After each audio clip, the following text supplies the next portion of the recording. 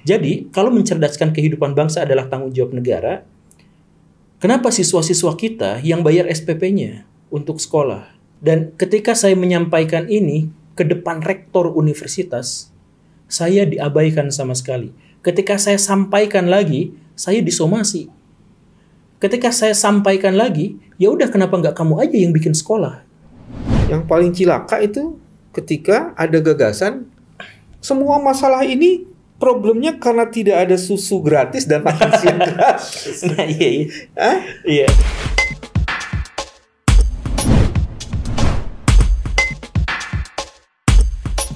Bismillahirrahmanirrahim. Assalamualaikum warahmatullahi wabarakatuh. Waalaikumsalam. Teman-teman hadir lagi di channel ini, channel yang ingin terus-menerus menjaga kewarasan. Ada Mas Gembul yang hari ini menjadi pendekar kewarasannya.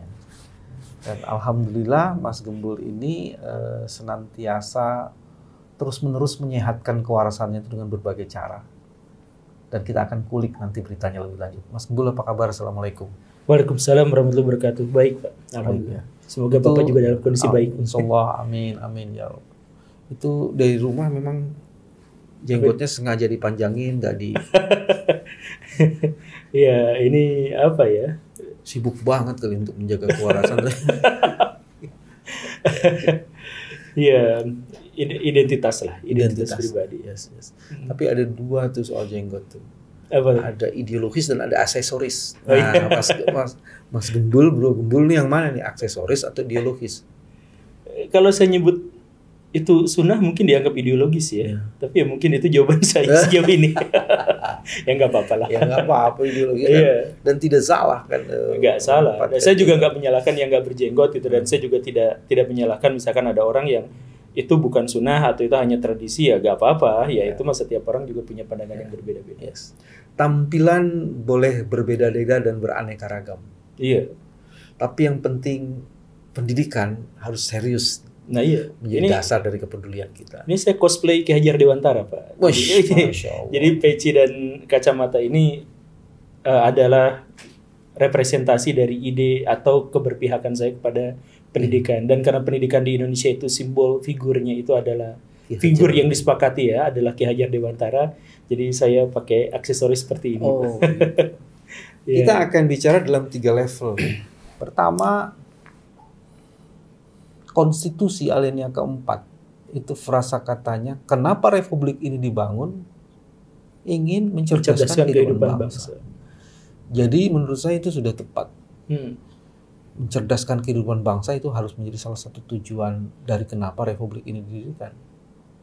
Tapi kemudian ada gap. Udah 78 tahun, kita masih bermimpi, saya sebut gitu. Sebenarnya nggak bermimpi lah, bercita-cita. Karena udah ada roadmap-nya untuk membangun generasi emas. Generasi emas 2040 tak akan mungkin terjadi kalau pendidikan tidak secara serius diurus. Betul. Itu bagian yang pertama itu. Nanti kita akan kulik bagian yang kedua, bagaimana debat para calon. Dan ketiga, bagaimana 100 hari pertama yang harus dilakukan oleh siapapun presidennya untuk konsentrasi di isu pendidikan. Kita masuk yang pertama. Percaya nggak sih 2040 itu kita akan mencapai generasi emas? Kalau saya baca skor membacanya Indonesia itu termasuk paling rendah di dunia. Kita skor membaca paling rendah, salah satu yang paling rendah. Skor logika berpikir anak-anak di bawah 30 tahun itu sangat rendah. Jadi hanya 1/3 anak di Indonesia yang secara logika memadai. Jadi kemampuan berlogikanya memadai. Bahkan ada beberapa survei dari lembaga terkait dengan pendidikan yang menyebut bahwa IQ rata-rata orang di Indonesia di bawah 40 tahun itu hanya 78, Pak. Skornya. Ya ada memang yang menyebutkan misalkan 90 atau 98, tetapi tetap IQ Indonesia, IQ rata-rata masyarakat Indonesia dalam secara logika itu salah satu yang paling rendah di dunia. Kemampuan membaca salah satu yang paling rendah di dunia, kemampuan menganalisis salah satu yang paling rendah di dunia, kemampuan dalam menghitung dalam logika matematika juga salah satu yang paling rendah di dunia. Dan tetapi di sisi lain kita adalah bangsa yang paling cerewet di media sosial sekarang. Bagaimana menjelaskan itu ya? Logik. berpikirnya rendah, analisisnya rendah, membacanya ini, tapi kemudian menggunakan jarinya untuk berkomentar gitu. Jadi komentarnya pasti tidak logik. Iya, komentarnya tidak logis, komentar kita sangat kasar. Kita dinobatkan sebagai netizen paling barbar sedunia oleh Microsoft. Iya, jadi kita tuh memiliki sesuatu yang sangat ironi, Pak. Jadi misalkan beberapa lembaga survei internasional menyebut bahwa orang Indonesia adalah yang paling ramah. 10 tahun terakhir kita itu adalah yang paling ramah dan hanya dikesalip sedikit sama Myanmar dalam 10 tahun terakhir. Sisanya kemudian Indonesia yang paling ramah lagi. Tetapi di sisi lain, kemampuan kita dalam berbahasa di media sosial itu adalah yang paling buruk, paling tidak sopan, paling toksik di dunia. Dan bahkan ukurannya apa sih? Definisi operasional paling barbar, paling toksik itu apa ya? Paling barbar itu adalah kalimat-kalimat toksik yang dikeluarkan di media sosial. Jadi misalkan ada channel YouTube, ada postingan Instagram, kemudian bagaimana orang-orang bereaksi terhadap itu. Jadi ngomongnya kasar atau ngomongnya itu penuh ejekan. Bahkan misalkan secara pribadi saya mengalami ketika saya membuat video, saya ajak untuk berdiskusi secara sehat dan terbuka, orang-orang tidak bisa berdiskusi, tidak bisa menyampaikan argumentasi, hanya bisa mengancam, mengintimidasi, menjelekan.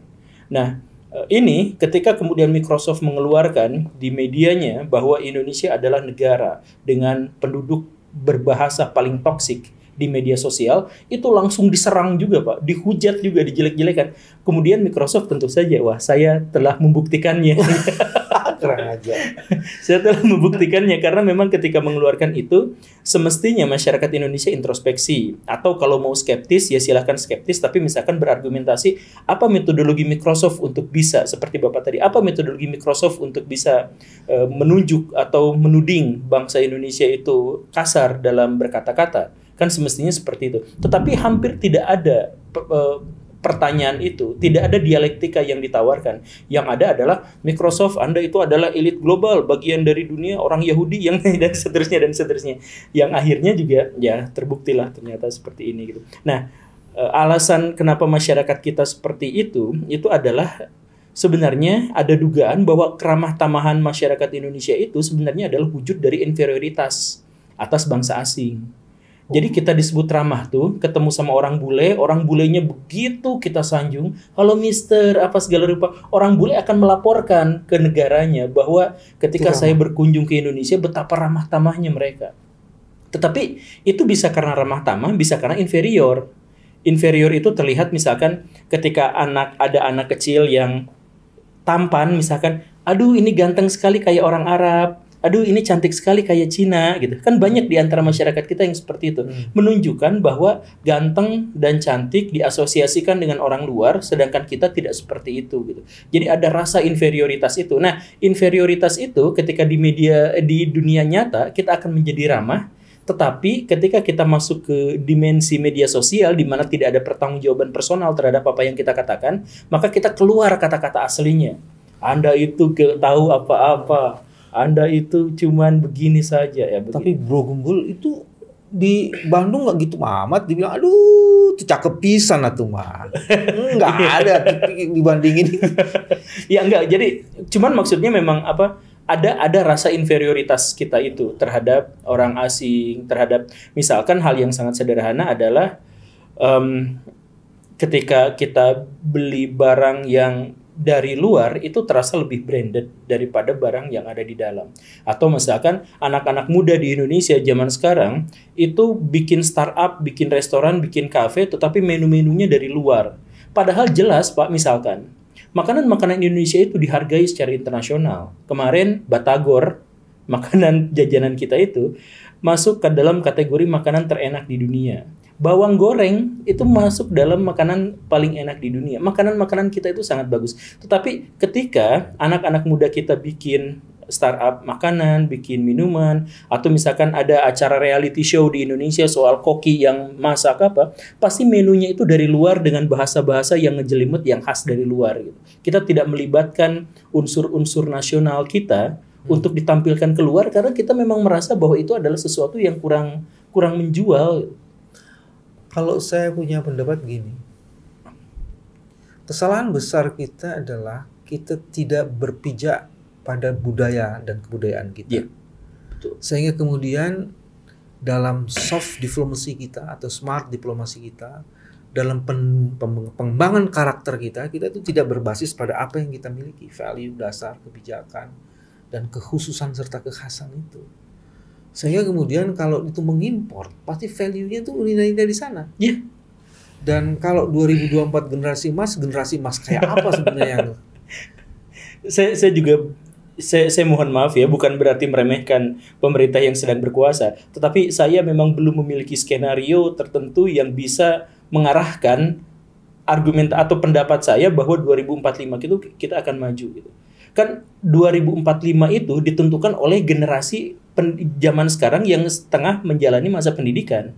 Jadi orang-orang yang menjabat di 2045 adalah orang-orang yang sekarang jadi mahasiswa dan pelajar. Nah, faktanya mahasiswa dan pelajar di Indonesia itu sekarang minim terhadap literasi. Bahkan ketika kemarin ada survei yang menyebut 56% yang menjadi pemilih dalam pemilu sekarang itu adalah generasi anak muda, hanya 27% di antara mereka yang terbiasa untuk membaca berita-berita soal politik. Jadi sisanya 73% itu adalah generasi yang tidak memahami tentang politik. Mereka yang mencoblos, bagian terbesar dari orang yang mencoblos adalah bagian terbesar dari mereka yang tidak terbiasa pada tema-tema politik. Ya. Itu nanti saya mau diskusikan. Cuman Bro Gembul jawab dulu yang itu tuh. Apa tuh? Basis kebudayaan itu. Iya. Oh iya. Kalau tadi Ki Hajar Dewantoro itu sangat berbasis budaya, lokal sekali gitu kan. Tapi dengan kelokalannya itu dia kemudian mencuat dan kemudian menjadi di pentas nasional menjadi dihormati macam-macam. Nah, kita ini kan misalnya gini. TK udah diajarin bahasa Inggris gitu loh. Yeah. Bahasa ibunya sendiri enggak gitu ya, bahasa bahaya kan. Kalau udah bahasa itu kayak keren gitu kan. Nah, itu gimana tuh? Ada beberapa hal, Pak. Jadi dalam sejarah masyarakat kita itu memang memiliki ciri khas yang kurang lebihnya semacam itu. Jadi kita itu FOMO terhadap tradisi dan budaya dari asing. FOMO itu adalah orang yang sangat resah kalau tidak ikut-ikutan pada tren, dia akan resah gitu. Nah, masyarakat kita itu seringkali menjadi masyarakat yang seperti itu.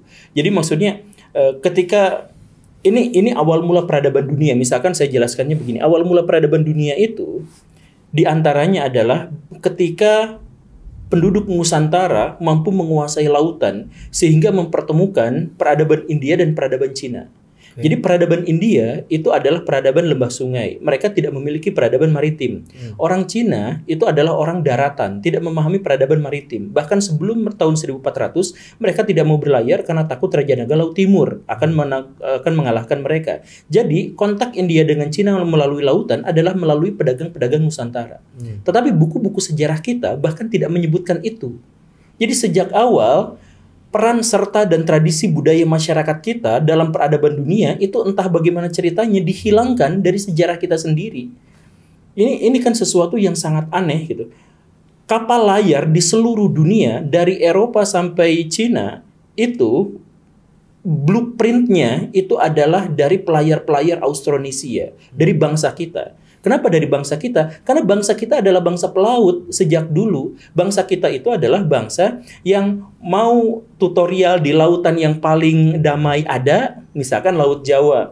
Tapi mau di laut yang penuh dengan badai, langsung ke selatan Jawa, langsung ke Banda misalkan. Itu kita banyak. Dan akhirnya kita menularkan seluruh budaya maritim kita ke seluruh dunia. Tetapi apa yang terjadi? Di zaman sekarang, kita bahkan tidak mengerti navigasi laut dan apa-apa budaya-budaya nenek moyang kita yang sudah disebarkan ke seluruh dunia, kita buta di situ. Kenapa? Karena setiap ada budaya luar masuk ke sini, kita langsung menyukai itu dan mengabaikan yang sebelumnya gitu. Nah, jadi kita itu adalah bangsa yang tidak berkesinambungan karena untuk mencapai budaya baru mau naik, ada budaya lain, kita ambil yang itu, kita abaikan. Nanti ada budaya lain lagi, kita abaikan. Ya, seperti itulah. Oke. Tapi kan kalau melihat ya Ustaz, kok jadi Ustaz? Kalau pakai jenggot itu ya. Bro Gembul. Pak Mbul. Kalau lihat kita pernah punya lagu Aku Seorang Kapiten gitu kan. Yeah. Itu kan menunjuk pada bahwa ini kita juga punya panglima perang perempuan yang di laut, Mahalayati. Betul. Itu luar biasa sekali. Terus kemudian kita juga punya sejarah di Aceh itu abad ke-12 orang sudah berkomunikasi dengan Raja Inggris. Raja-raja di Aceh itu berkomunikasinya pasti lewat lautan itu semua itu. Indonesia the only one disebut dengan archipelago state. No, pantai kita nomor 2 terpanjang. Maksud saya kita semua berbasis dengan maritim. Tapi kok ada kesenjangan dengan maritim? Ada apa sebenarnya? Itulah. Ya makanya itu kita tuh setiap kita bertemu dengan peradaban asing kita langsung mengabaikan apa yang sudah kita raih sebelumnya. Waktu Belanda pertama kali datang ke Nusantara itu, dia kaget luar biasa, Pak. Karena kapal mereka yang dianggap sebagai kapal terbesar di Eropa, itu gak sampai sepertiganya dibandingkan dengan kapal-kapal Jawa. Mereka kaget dan panik pada waktu itu, pertama datang ke Nusantara. Tapi 3 abad kemudian, atau 2 abad kemudian, kapal-kapal Indonesia menjadi sangat kecil. Kenapa? Karena orang-orang Indonesia justru malah mengikut kapal-kapal Belanda yang lebih kecil itu. Jadi setiap apa yang ada dari luar, kita langsung ambil itu sebagai sesuatu yang lebih baik, sebagai sesuatu yang lebih keren. Sekarang, sekolah-sekolah kita berbasis kepada pendidikan dari luar. Kenapa harus pendidikan dari luar? Pendidikan di Nusantara itu sebenarnya kaya akan ide-ide yang luar biasa. Bahkan misalkan ketika Ki Hajar Dewantara dengan slogan-slogannya itu sangat diterapkan, itu selesai.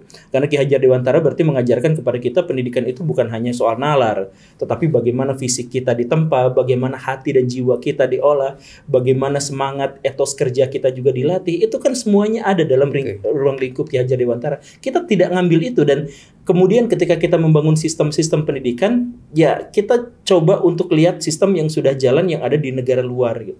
Ya nggak jadi masalah, cuman maksudnya itu kan belum tentu sesuai dengan tradisi dan budaya kita gitu. Dan kebutuhan kita. Nah sekarang yang menarik, saya mau menghubungkan dengan isu kedua. Kita ini sedang dalam tahun politik dan kita sedang mencari the next president of Indonesia. Kita juga sedang mencari orang-orang di legislatif kita. Kita juga sedang mencari nanti kepala-kepala daerah kita. Ini kan jadi isunya nih, ada tadi konstitusi alinea keempat menyatakan kecerdasan, mencerdaskan kehidupan bangsa.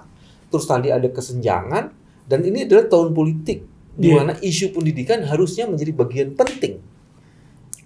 Nah, sekarang apa observasinya? Sebenarnya isu pendidikan justru menjadi salah satu isu yang paling tidak populer di dunia politik, Pak. Saking tidak populernya, karena orang politik itu tidak berpendidikan atau gimana? Bukan. Gimana? Karena justru pendidikan itu diarahkan untuk sesuai dengan kepentingan politik tertentu.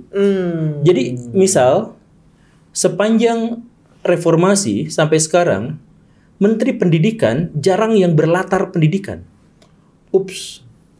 Ada yang pengusaha, ada yang berasal dari latar pertanian, ada yang berasal dari latar perdagangan. Yang Menteri Pendidikan berasal dari pendidikan itu sedikit sekali, atau mungkin hanya 1 orang kalau nggak salah. Siapa itu?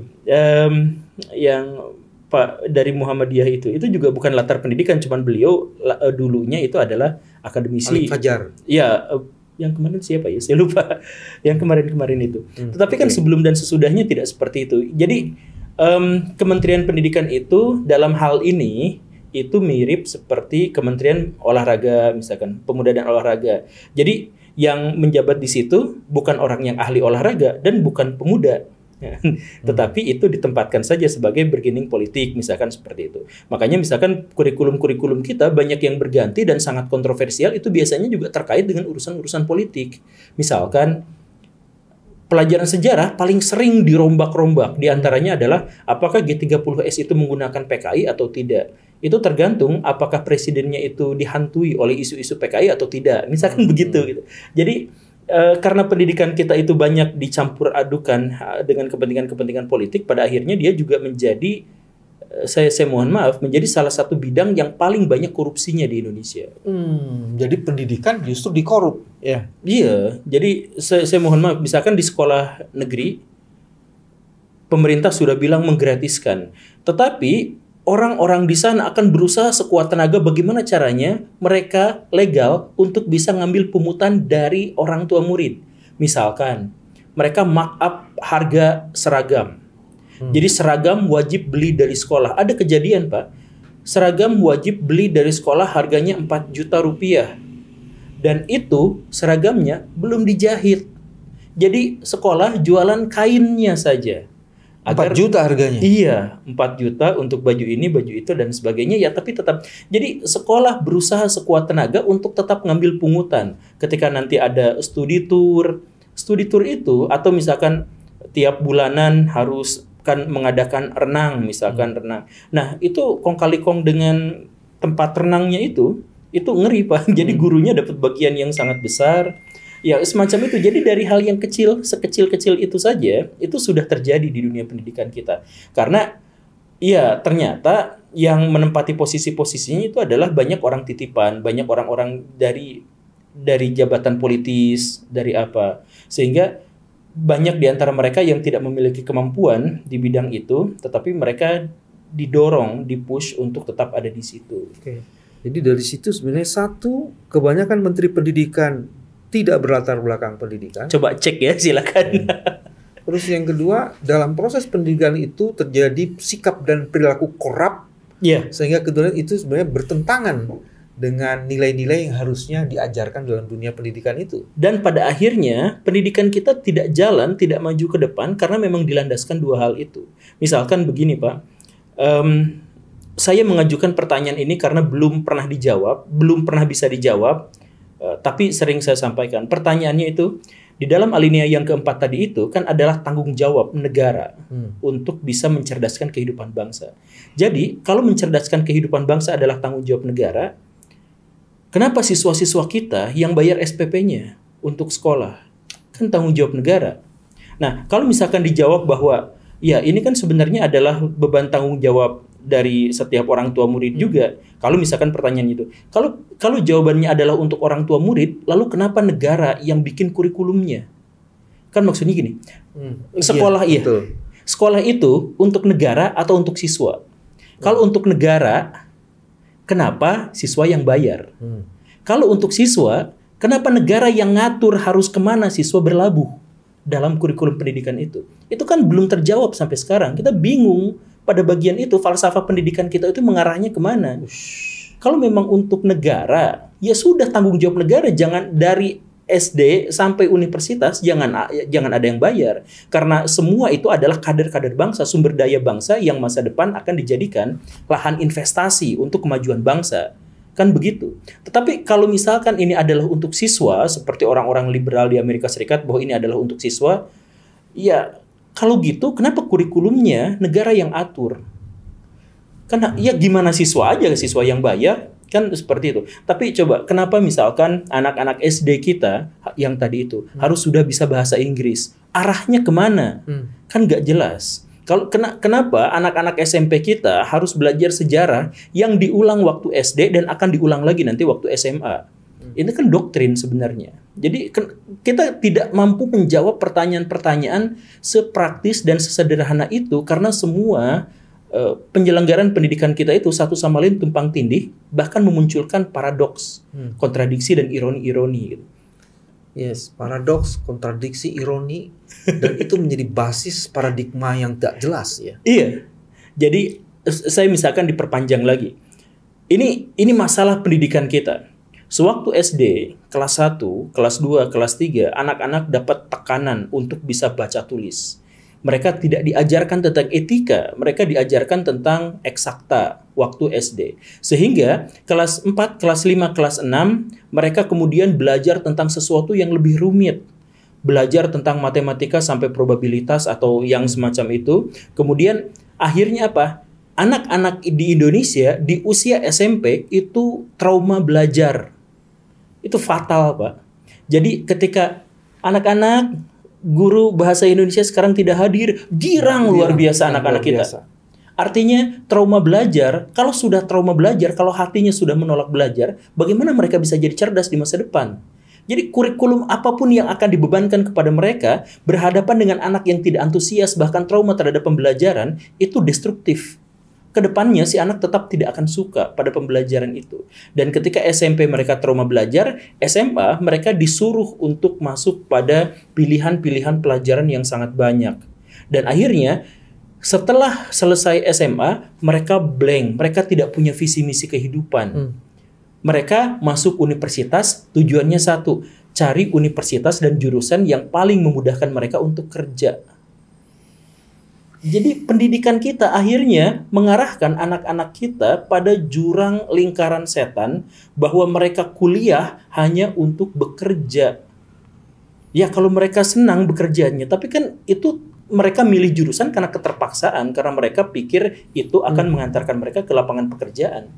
Kalau gitu problemnya itu ada sangat fundamental banget ya. Fundamental, dan ada satu yang lebih mengerikan lagi, Pak.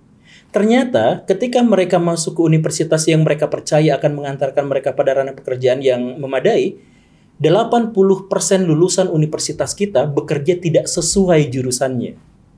Artinya universitas sama sekali gagal untuk menghasilkan kader ilmu pengetahuan di bidang tertentu. Karena 80%-nya bekerja di luar bidangnya. Jadi dari awal sistem pendidikan kita udah bermasalah dari awal. Jadi karena dari awal sistem pendidikan kita bermasalah dan sampai sekarang itu diselenggarakan, sistem pendidikan yang salah itu diselenggarakan, kan anak-anak itulah yang di 2045 itu akan menjadi pejabat-pejabat publik. Mereka lah yang akan mengemban tanggung jawab sebagai pemimpin-pemimpin bangsa. Dan itu sekarang sedang sekolah, tapi sekolah di sebuah sistem yang bahkan kita tidak tahu kenapa harus menjalankan sistem itu. Jadi 2045 mau jadi generasi emas ilusi ya?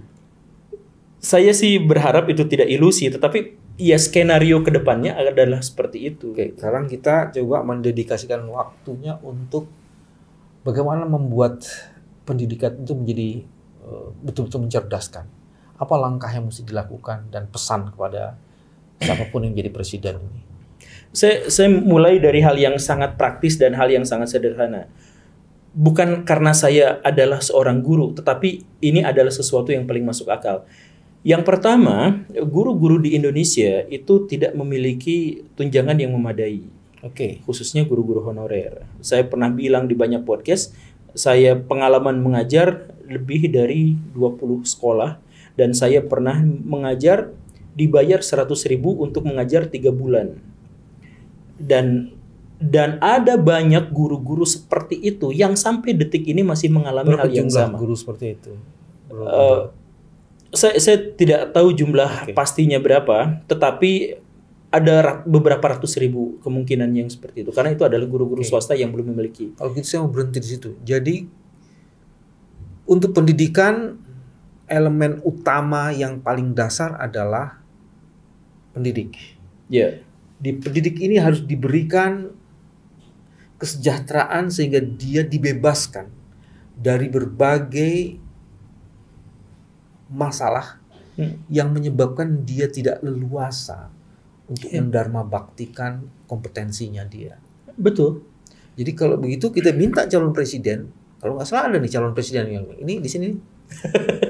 Kesejahteraan pendidik baik guru maupun dosen menjadi kunci dari pendidikan anak bangsa yang berkualitas agar mereka bisa fokus mengajar. Iya, kesejahteraan itu memang harus dialokasikan. Cuman ya itu Pak, banyak hilangnya di tengah jalan Pak. Jadi anggaran untuk gurunya banyak hilang di jalan. Kalau perlu dilakukan audit untuk memastikan supaya kebocoran terhadap proses mensejahterakan guru itu tidak bisa terjadi lagi. Jadi betul-betul harus dipastikan itu korupsi terhadap kesejahteraan guru itu harus dilawan, menjadi prioritas untuk dilawan. Iya, betul. Nah, sekarang ada soal yang lainnya juga menurut saya penting. Setelah si pendidik ini diberikan kesejahteraan, apa materi kan? Nah, iya. Itu kan harus ada itu kan. Apa materi apa yang begitu penting yang harusnya diajarkan sehingga kemudian orang tidak saja cerdas tapi punya keadaban. Kalau bilang dari Rasulullah itu ini ada agama Islam, akhlaknya beres. Iya betul. Saya bagaimanapun selalu berpikir bahwa pangkal dari masalah kita itu adalah etika. Jadi bukan logika tapi etika. Jadi dari etika pun kita bisa saja menemukan logika yang salah gitu.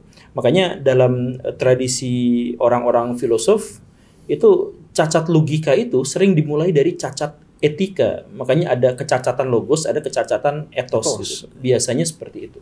Nah, di sini ada masalah misalkan guru kalau misalkan sudah dia mendapatkan kemandirian finansial, misalkan di mana dia tidak seharusnya lagi berpikir pada hal-hal yang lain, apa yang harus dilakukan? Kompetensi gurunya yang harus ditingkatkan. Guru-guru di Indonesia relatif memiliki kompetensi yang sangat rendah. Ada sesuatu yang bingung Pak di sini Pak. Jadi begini, Kementerian Pendidikan Nasional pernah bikin sebuah ujian namanya uji kompetensi guru. Guru semuanya diuji apakah kemampuan mengajarnya, kompetensinya sebagai guru itu layak atau tidak. Hasilnya itu sekitar 70% sampai 80% tidak layak untuk mengajar. 70% sampai 80% tidak layak di Indonesia mengajar. Tak layak mengajar. Ya, itu hasil dari uji kompetensi guru. Jadi kemampuan mereka dalam menyampaikan materi kurang, kemampuan mereka misalkan dalam menguasai materi kurang dan sebagainya, itu uji kompetensinya hasilnya mengerikan seperti itu. Udah uji kompetensinya rendah, disuruh pula dia dengan kesibukan administratif. Iya. Nah, tapi yang uniknya lagi adalah uji kompetensi itu sendiri ternyata tidak kompeten. Jadi uji kompetensi itu ternyata hanya menanyakan masalah-masalah yang terkait dengan administratif yang tadi itu. Apakah bikin persiapan ini? Jadi kan begini, kalau misalkan guru bisa dihargai sebagai seorang guru, artinya dia tuh harus menginspirasi siswa. Harus memberikan motivasi, dorongan, memberi semangat kepada siswa agar masa depan mereka itu lebih baik, lebih cerah. Agar siswa itu mampu untuk menemukan jati dirinya sendiri. Bagaimana caranya agar guru menjadi seperti itu? Di antaranya adalah dengan memberi mereka bekal kemampuan untuk pedagogik. Kemampuan untuk menyampaikan informasi, kemampuan untuk menyampaikan pesan, kemampuan untuk mendialektikakan setiap ide. Tetapi, saya mohon maaf, universitas-universitas pendidikan di Indonesia tidak menyediakan pelajaran untuk berretorika, misalkan tidak ada pelajaran itu. Tidak ada pelajaran bagaimana caranya mengatur kelas, psikologi perkembangan anak dan sebagainya, itu tidak ada atau minim sekali. Misalkan psikologi perkembangan anak cuma 2 SKS saja. Padahal itu kan basic guru. Salah satu contoh kasus yang sering disampaikan, ada sebuah data bahwa anak-anak yang di Indonesia yang mengalami disleksia itu tinggi. Bisa sampai 4 anak dalam satu kelas. Apa itu disleksia? Itu adalah keterlambatan anak untuk bisa menakar angka-angka dan huruf-huruf. Jadi ABCD mereka sering kebalik gitu. Nah, itu sebenarnya adalah gangguan temporal yang mungkin justru menunjukkan bahwa mereka itu lebih cerdas daripada anak yang lain. Nah, tetapi ketika anak-anak SD kelas 1 kita itu banyak yang diseleksia mungkin 1 sampai 4 anak setiap kelas, guru tidak mengetahui dan tidak mengerti dan tidak tahu cara mendiagnosis anak yang mengalami disleksia itu, sehingga guru langsung mencap bahwa anak itu bodoh. Anak itu apa? Padahal itu keterbatasan temporal, sebentar saja mereka akan seperti itu dan setelah itu mereka mungkin akan menjadi jauh lebih cerdas. Einstein itu disleksia. Orang-orang yang sekarang kita anggap sebagai orang jenius itu latarnya biasanya disleksia. Ya. Jadi, anak yang cerdas karena si guru tidak diajari untuk mendiagnosis, karena guru tidak belajar tentang psikologi perkembangan anak atau sedikit sekali belajar tentang hal itu, maka banyak anak-anak kita yang sebenarnya terlahir sebagai orang yang memiliki bakat luar biasa, itu terhenti di situ bahkan mencap dirinya sebagai anak nakal. Oke. Jadi sebenarnya pada guru tidak hanya perlu disejahterakan, harus diberi kemampuan, kompetensi. Dia harus dimampukan untuk mempunyai kemampuan dalam mendidik. Iya. Sebab kalau nanti disejahterakan tapi kemampuannya tidak ditingkatkan, ada masalah juga. Iya. Dan ketika saya menyampaikan ini ke depan rektor universitas, saya diabaikan sama sekali. Ketika saya sampaikan lagi, saya disomasi. Ketika saya sampaikan lagi, ya udah kenapa nggak kamu aja yang bikin sekolah? Lah bukan gitu masalahnya.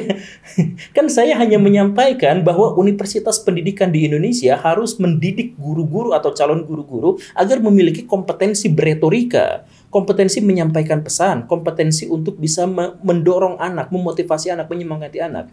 Jadi itu kan ide yang realistis, ide yang wajar, ide yang relevan. Kenapa justru malah dipermasalahkan itu? Oke. Yang paling cilaka itu ketika ada gagasan semua masalah ini problemnya karena tidak ada susu gratis dan makan siang gratis. Nah, iya. Iya. Jadi karena anak-anak kita kurang gizi. Jadi tadi gurunya tuh. Sekarang kita masuk ke anak nih. Iya. Jadi seolah-olah kemudian ada gagasan, udah diatasi aja nih supaya gizinya ditingkatkan. Jadi harus dapat makan siang gratis, dapat gizi susu gratis supaya anaknya ditingkatkan. Itu apa tidak menyederhanakan masalah ya kalau ada ide seperti itu? Sederhana, tetapi saya tahu latar kebijakan ini muncul. Jadi kebijakan ini muncul karena ada survei di awal tahun di pertengahan tahun 2015 sampai 2019 yang menyebut sepertiga anak di Indonesia itu stunting. Stunting itu berarti dia keterlambatan, dia pertumbuhan tubuhnya terganggu, perkembangan intelektualnya juga terganggu. Nah, stunting itu diasumsikan karena masyarakat kita itu kurang gizi. Karena pernah terjadi perbandingannya itu Jepang tahun 60-an. Jepang dulu kecil-kecil, kontet-kontet badannya, kemudian mereka menyediakan makan siang gratis di sekolah, sehingga mereka pertumbuhannya menjadi lebih optimal, kecerdasannya lebih optimal. Jadi pertimbangannya dari situ. Iya. Tapi itu memang penyederhanaan. Iya. Karena kalau ngomong Jepang, di Jepang itu pendidikannya jauh lebih dahsyat kan, bukan sekedar itu kan. Iya. Bagaimana ditanamkan nilai-nilai disiplin, nilai-nilai kerja keras, keteraturan, macam-macam itu kan luar biasa di Jepang itu. Dan perbandingan yang kurang pas dengan Jepang itu adalah orang Jepang itu pada waktu itu awalnya memang kurang gizi karena kurang makan. Sedangkan kita, makan kita memadai, tetapi orang tua kita kurang tahu mana yang bergizi dan mana yang tidak. Nah, jadi bukan orang tua tidak mampu untuk menyediakan makanan yang bergizi, tetapi mereka tidak tahu. Jadi sejak SD dikasih gorengan yang penuh minyaknya, yang penuh pewarnanya, yang penuh pengawetnya. Itu masalah. Atau misalkan salah satu stunting yang paling tinggi di Indonesia itu ada di Kalimantan.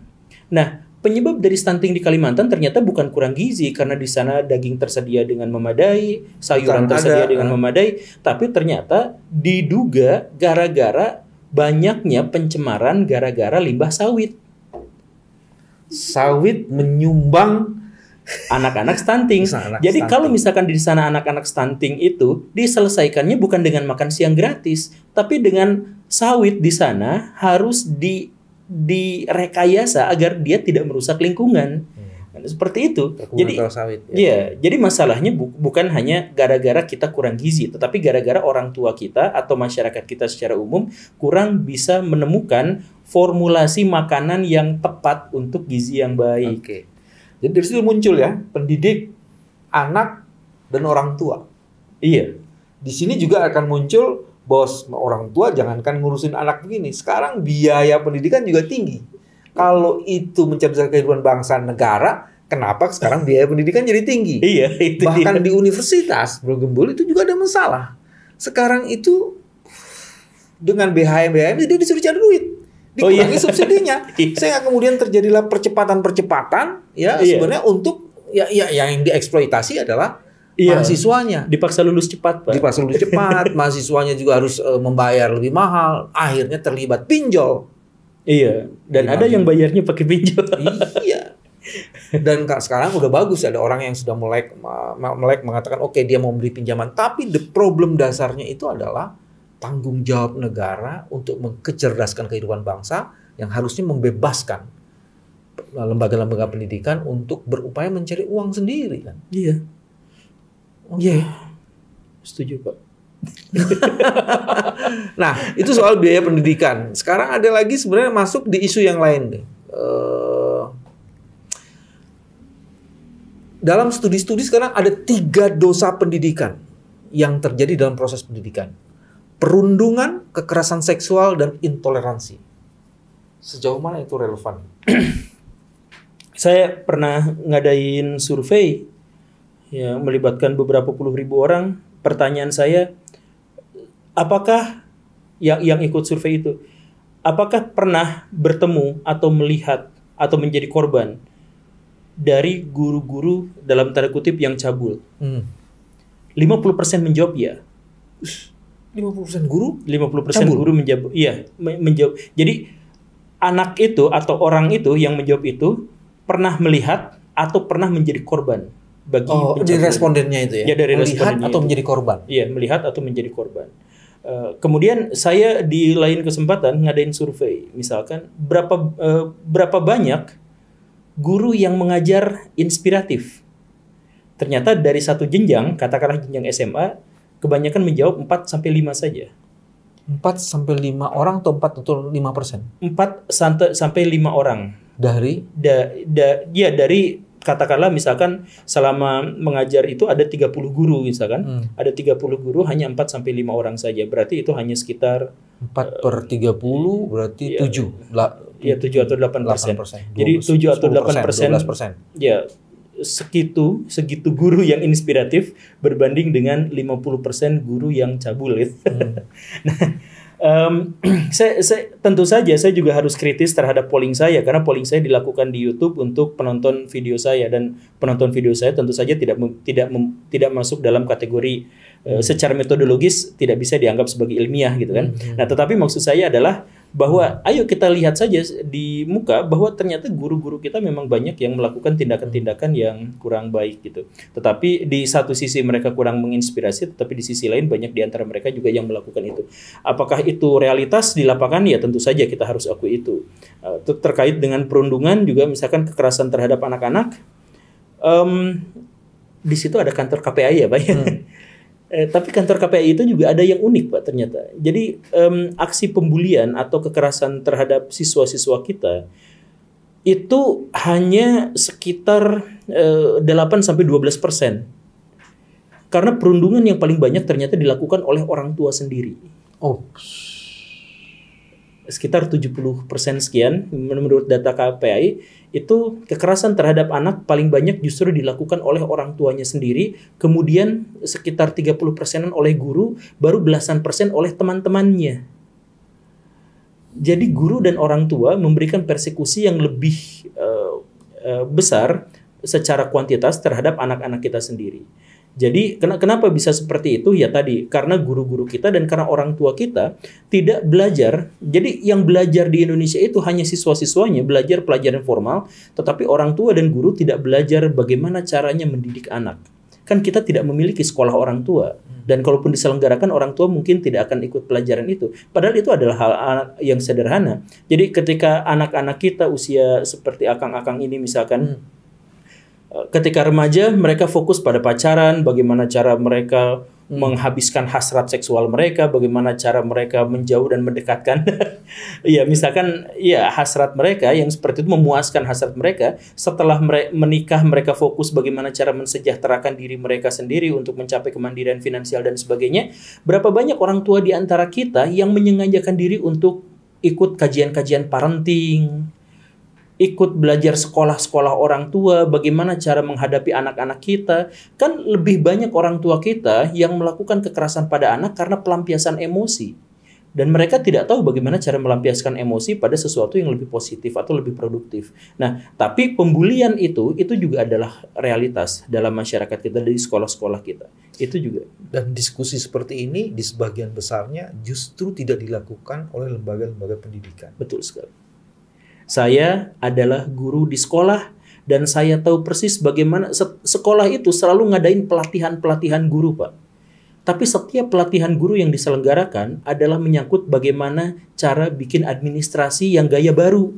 Karena ganti menteri, administrasinya ganti. Nah, caranya gimana? Itu yang diajarkan, Pak.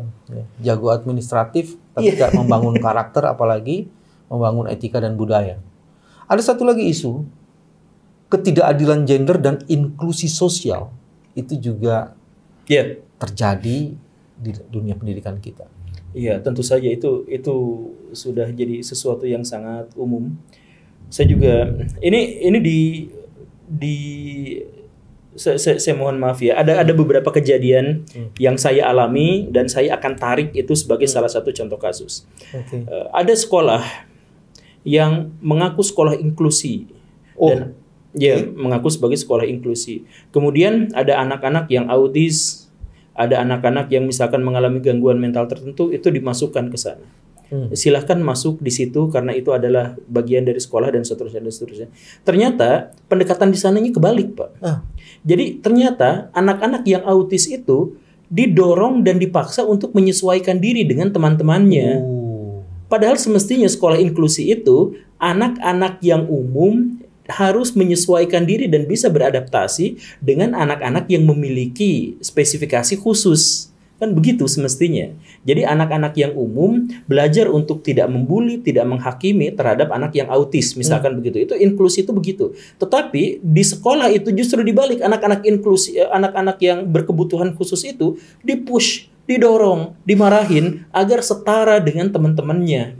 Nah, ini masalah pertama, kasus pertama. Apakah ini terjadi di banyak lembaga?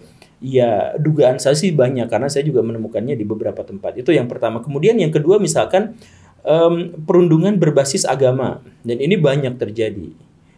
Banyak kasus di mana orang-orang yang ini saya pernah marah-marah di konten. Jadi ada non-muslim perempuan dipaksa untuk berhijab karena ini adalah pembiasaan. Lah, kan ini adalah dakwah kata dia. Saya justru malah berpikir bahwa dalam Islam muslim dan non-muslim itu harus ada pemisah, harus ada pembeda. Jadi ketika identitas seorang muslimah itu adalah hijab, maka itu sama sekali tidak diberikan kewajiban kepada orang-orang yang non-muslim.